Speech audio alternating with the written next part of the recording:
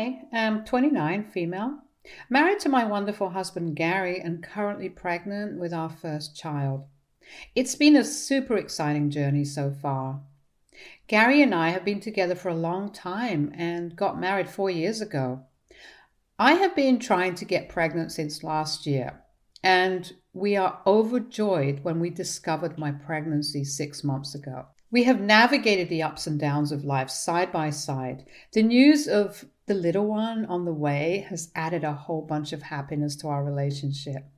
Every day brings us a bit closer to meeting our little nugget, and we can't wait. For me, pregnancy has been a roller coaster of feelings, from the thrill of finding out to those sweet moments when you can feel your baby start kicking your stomach. Gary has been my rock throughout all of this. He's been to every doctor's appointment. We read parenting books together, and he's even helping set up a cute nursery for our soon to arrive baby. We're in full baby mode now, talking about names, decorating the nursery, making plans for the future. Gary is super excited to be a dad, and it warms my heart. He's all in, sharing the load of getting ready for the baby. We're facing the challenges and fun parts of pregnancy together, enjoying every moment as we get ready to meet our little one. 2 months back, we decided it was time to share the exciting news about my pregnancy with our family.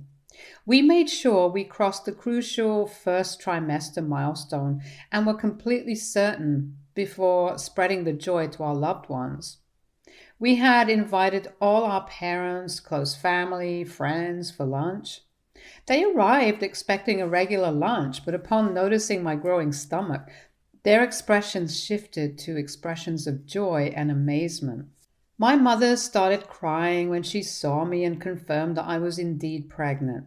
She understood why we had kept the news secret and was overjoyed to be a grandmother soon. She completely understood why we had kept it a secret and expressed her excitement about becoming a grandmother soon. However, Gary's mother, Barbara, had a completely different reaction. Instead of sharing in the joy, she reacted angrily upon learning that we had kept the pregnancy hidden. She felt left out and accused me specifically of intentionally excluding her. Despite my attempts to explain the reason behind our decision, she continued to look pissed and refused to engage with me further. Her disapproval cast a shadow over what should have been a joyful family occasion. Throughout the night, Barbara didn't address me at all. She displayed disrespect not only towards me, but also towards my mother, who had always been nothing but kind to her during their previous encounters. Barbara remained unresponsive during discussions, buried in her phone while everyone else engaged in the family gatherings. It was clear that she was upset, and her discontentment was palpable. She openly expressed to everyone how she had no idea about my pregnancy, making her feel as if she had lost precious time with a grandchild who hadn't even been born yet. My husband and one of his brothers picked up on her frustration. As the tension escalated, I reached a breaking point and decided to step out for a moment to gather myself. My mother, who noticed my distress, came to comfort me until I felt composed enough to return. As the night came to an end, Barbara made a deliberate point of saying goodbye to me last, after observing the disapproving stares from my husband's sister and parents. The entire day, she barely exchanged more than a hi and bye with me. Later, my husband walked them to the car, where they ended up having a heated argument, which I could hear clearly standing in the foyer. Barbara took the opportunity to vent her complaints about me, further escalating the strained situation. Thankfully, all our guests had left by this moment, so it was just me, my parents, Gary, and his parents. She angrily told him that she couldn't believe that I had the audacity to keep this pregnancy from her, and that I did not consider family at all. My husband calmly let her know that he and I had both decided to wait until we were out of the danger zone, and that everything was fine before sharing the news with everyone. Hearing this, Barbara started yelling. This is how their conversation went. This is our grandchild we're talking about. I deserve to know from the very beginning. Mom, it's not about deserving or not. It was a decision we made together. She just wanted to be cautious. Cautious? I'm her mother-in-law. She should have trusted me with this. This is all her fault. This is when my husband lost his temper.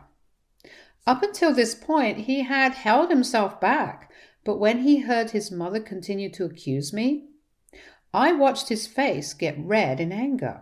He firmly told his mother that he didn't want to tell her, as well as if she was blaming me, she should blame him as well. He continued to tell her that she needed to get over this and stop overreacting. Barbara told him that he should open his eyes as he was letting me control everything, and as his mother, she should have been the first to know if her son was having a grandchild. My husband stood his ground and asked her to stop attacking me, and that he loved her, but she needed to leave and cool off before saying something she would later regret. As Barbara stormed away, leaving my husband standing there visibly frustrated and disappointed with his mother's reaction, I was unaware of the tears streaming down my face. The sharpness of her words had left me hurt and bewildered. Gary, quick to notice my distress, rushed to comfort me and gently guided me back into the house. My parents, sensing the tension, graciously stayed back until I felt emotionally composed and reassured. Barbara didn't just stop there. Later that night, I received a message from her, and my anxiety heightened, anticipating the content. Her message read, I must say I am deeply disappointed in you. You knowingly kept a significant piece of information from me, and I find that absolutely unforgivable. I can't believe you would rob me of the joy of knowing about my grandchild from the very beginning. This is not how a family should operate, and I find it disrespectful and hurtful. Instead of apologizing to me for your immature action, you are now causing a divide between me and my son. Shame on you. Her words cut through me, and I couldn't help but feel a mix of anger and hurt. I showed the message to Gary, and he was beyond pissed. He couldn't fathom why his mother would react so negatively and place the blame squarely on me. Gary decided to call her, warning her not to send such negative messages, as it might distress me further. He even went as far as to threaten to cut her off if this behavior continued. Gary's words and his angry tone seemed to have an impact on Barbara. Faced with the possibility of being cut off, she changed her tune. Instead of acknowledging her own role in the conflict, she proposed a solution. She claimed the only way she could forgive us for what she perceived as a slight was if we allowed her to throw us a baby shower.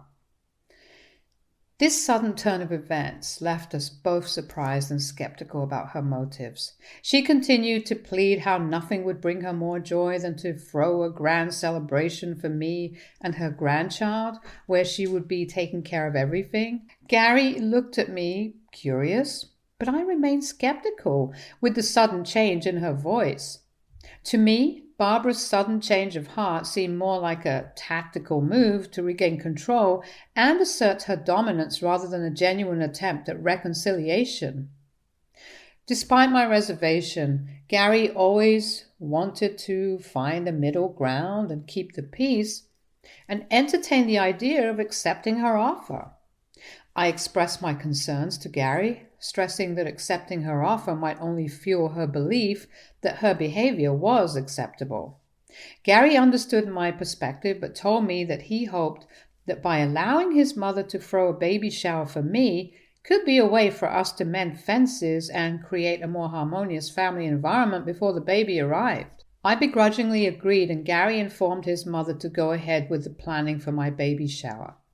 She was overjoyed and expressed her gratitude for allowing her to take charge, despite entrusting her with the responsibility. I had assumed there would be some level of collaboration, where she would seek my input and consider my preferences for my own baby shower. With the event still a month away, I anticipated more detailed planning to unfold in the coming week. However, to my dismay, I discovered that my mother-in-law had gone rogue. She took it upon herself to purchase all the decorations, choose the games, and plan activities without consulting anyone, including me. When my mother reached out to her to discuss the baby shower, my mother-in-law simply informed her that everything had been decided and that it would be a surprise for me. The lack of communication and consideration left me feeling disheartened and frustrated, as the event meant to celebrate a joyous occasion was now being shaped without any regard for my preferences or wishes. On the day of my baby shower, the air was filled with a mix of excitement and tension. I arrived at the venue, a local banquet hall, surrounded by my close friends who were eager to celebrate the upcoming arrival of our little one. As I walked in, I couldn't help but notice the outrageous decorations that my mother-in-law had chosen.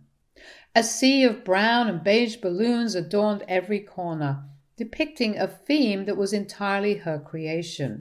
I absolutely hated the decoration, as this looked like a misguided attempt at a safari theme gone wrong.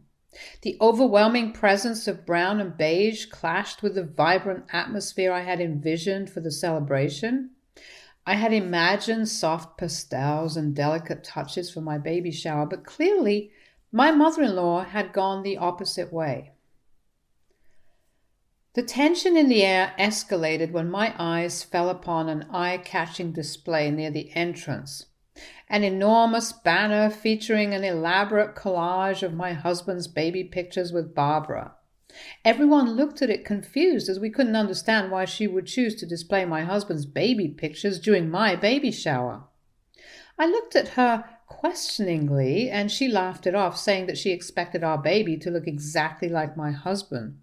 And she was very proud of how cute my husband was as a child, hence she wanted to display it for everyone. I stared at her, trying to comprehend if she had actually lost her mind.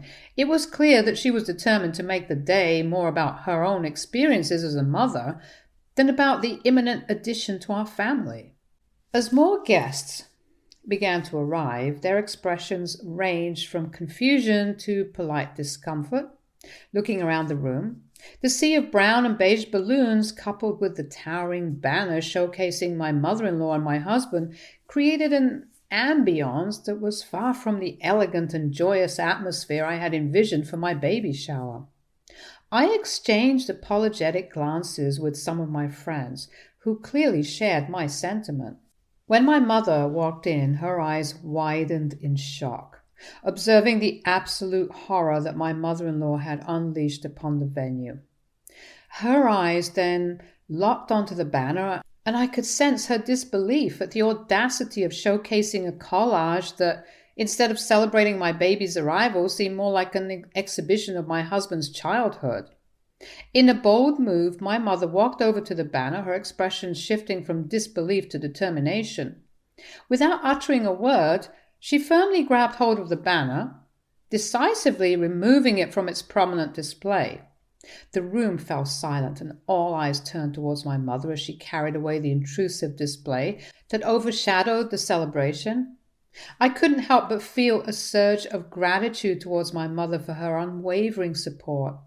My mother-in-law, who was busy talking to other guests, looked in horror, watching my mother throw the banner into the dustbin.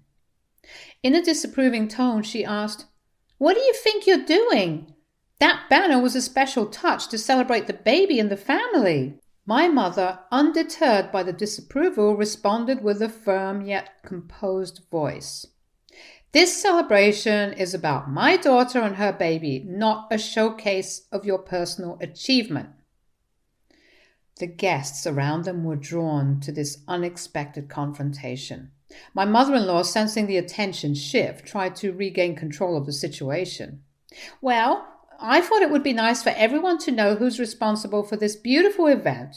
As I was responsible for throwing this lovely event, I wanted everyone to see how cute Gary was as a child." she retorted, attempting to mask her annoyance. Undeterred, my mother continued, Barbara, you begged my daughter to allow you to throw this baby shower for her after how you behaved with her last time. This is my daughter's baby shower, and not a platform for your personal agenda or attempt to steal the spotlight. The room hushed as the exchange unfolded, with guests glancing at each other in discomfort. My mother-in-law, realizing that her attempt to dictate the narrative had backfired, retreated with a forced smile and returned to her conversations with other guests. The baby shower continued after that, with me trying my best to focus on the positive energy from my friends and family, despite the tension that was lingering throughout the event. I thought there would be no other surprises from my mother-in-law, who seemed to be drinking a little too much for a baby shower. But there was nothing that I could tell her anyway. We played various party games, and the guests seemed to be slowly starting to enjoy themselves. Then it was time for the gift opening session, and I was pleasantly surprised by everyone's thoughtful gift for my baby. However, my anticipation turned into bewilderment as my mother-in-law handed me a conspicuously large gift box with an exaggerated grin on her face. The room fell silent, and I felt a mixture of embarrassment and frustration. My mother looked at her angrily. The guests exchanged awkward glances, unsure of how to react to this unexpected turn of events. In an attempt to diffuse the tension and not create any more tension, I mustered a weak smile and thanked her for the thoughtful gift, all the while suppressing the urge to roll my eyes. The situation escalated further when it was time for the cake-cutting ceremony. My mother-in-law had ordered an extravagant tiered cake with over-the-top decorations. She made a big show of it, clinking her glass to make everyone look at her. I was starting to get pretty annoyed, wondering what she was up to now. We all looked at her curiously and waited for her to speak. Barbara then announced that she had come up with the perfect name for our baby girl. I froze, hearing her words. Keep in mind that we hadn't even settled on a name ourselves.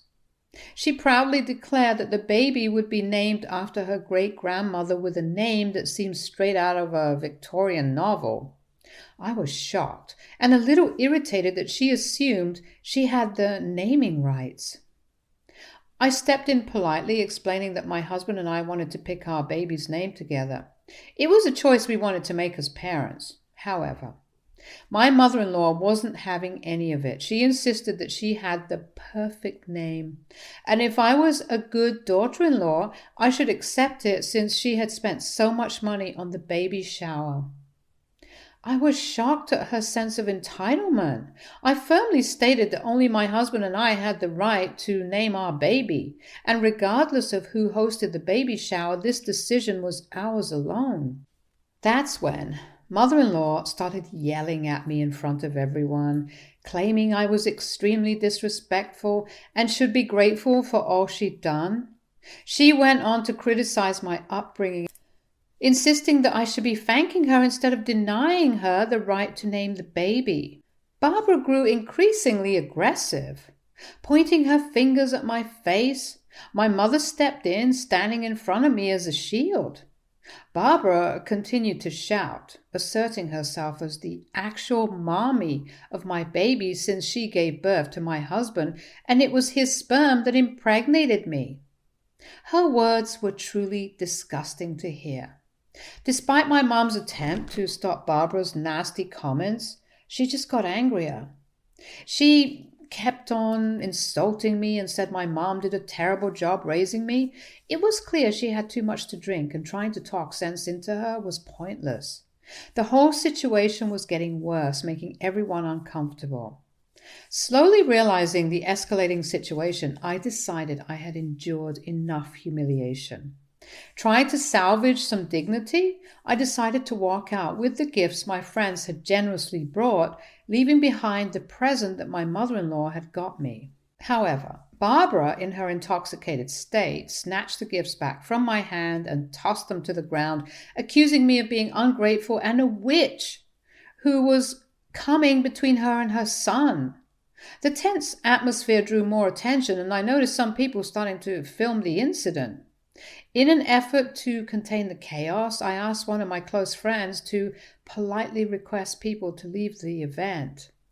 Barbara, undeterred, continued hurling nasty accusations at me, creating a scene that no one could have anticipated when they arrived for what was supposed to be a joyous occasion. Frustration turned to anger, and as a last resort, I decided to call the cops to remove her from my vicinity, as I was starting to feel extremely unsafe with her aggressive behavior.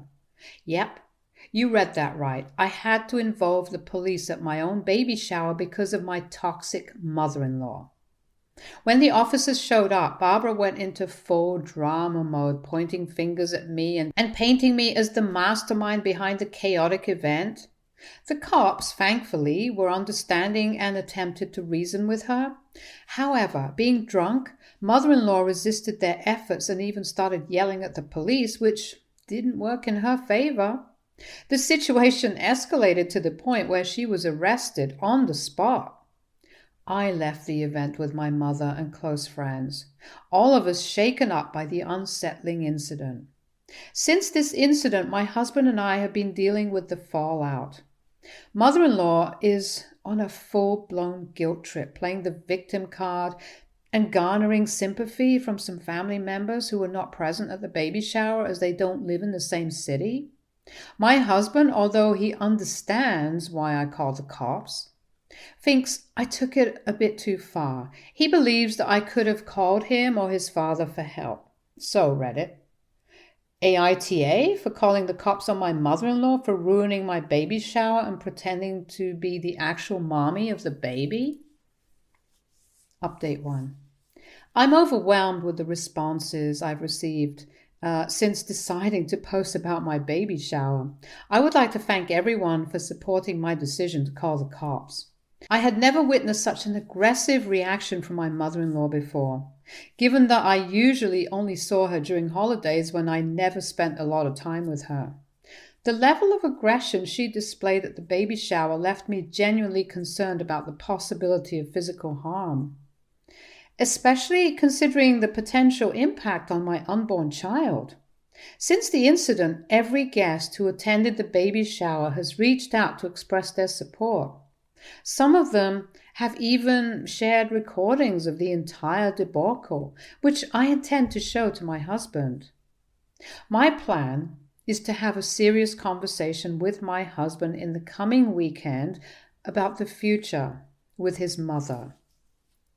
Update 2. I show the recording to my husband. As mentioned earlier, my husband and I found ourselves sitting down for a serious conversation about the events that had transpired. I explained to him in detail how his mother's behavior had escalated throughout the entire ordeal, from the hidden pregnancy revelation to the outrageous baby shower. I described in detail the yelling, accusations, bizarre gifts she presented. I then shared the recordings with him, which my husband watched, visibly horrified.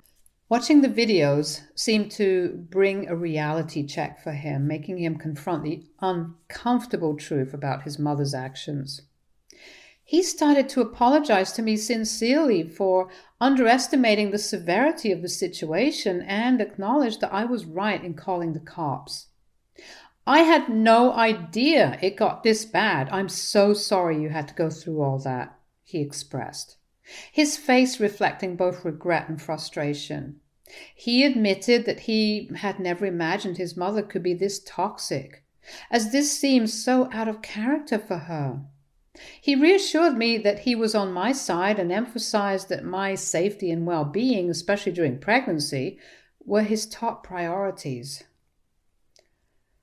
We then delved into the underlying issues, discussing how his mother's need for control and validation had overshadowed what should have been a joyous occasion. Gary, grappling with the reality of his mother's actions, shared his own concerns about her behavior and acknowledged that her behavior had crossed the line. I told him that after how his mother had behaved with me in front of everyone, I wanted to cut all ties with her. I continued to tell him that he could have a relationship with her if he wanted, but me and our child would not be a part of her life, at least until his mother went for counseling to deal with her aggressive behavior. Hearing this, Gary expressed that what his mother had done was beyond disgusting, and he was willing to cut ties with her as well.